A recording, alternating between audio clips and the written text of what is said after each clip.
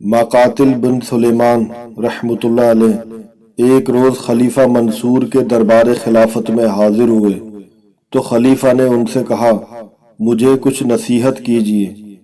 माकातिल बिन सुलेमान कहने लगे, कैसी नसीहत सुनोगे, आंखों देखी या कानों सुनी? मंसूर ने कहा, अपनी आंखों देखी सुनाइए।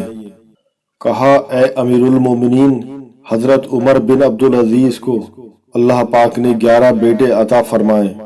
जब फौत हुए तो उनका कुल तरका 18 दीनार था।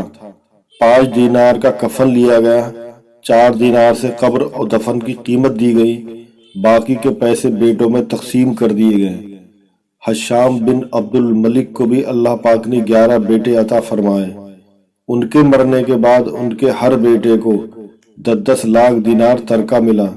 अल्लाह की कसम, ए अमीरुल मोमिनीन, मैंने अपनी आंखों से उमर बिन अब्दुल अजीज के एक बेटे को एक दिन 100 घोड़े जिहाद के लिए अल्लाह की राह में सदका करते हुए देखा है, और अपनी इन्हीं आंखों से हशाम के एक बेटे को बाजारों में भीख मांगते हुए देखा है। हजरत उमर बिन अब्दुल अजीज जब बिस्तर मरग पर थे तो लोगों ने उनसे पूछा, ए उमर, अपने बेटों के लिए क्या छोड़े जा रहे हो? बोले, उनके लिए अल्लाह का डर और तकवा छोड़े जा रहा हूँ।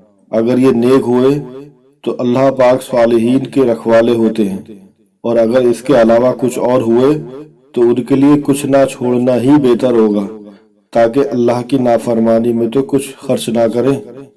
बहुत सारे लोग ऐसे हैं जो कमा कमा कर अपनी औलाद के लिए ये सोचकर माल छोड़कर मरते हैं कि उनके बाद पैसा उनको अमान में रखेगा।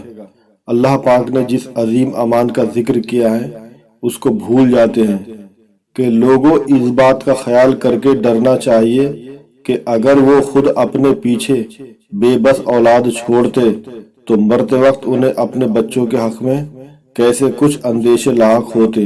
बस चाहिए कि वो खुदा का खौफ करें और रास्ते की बात करें।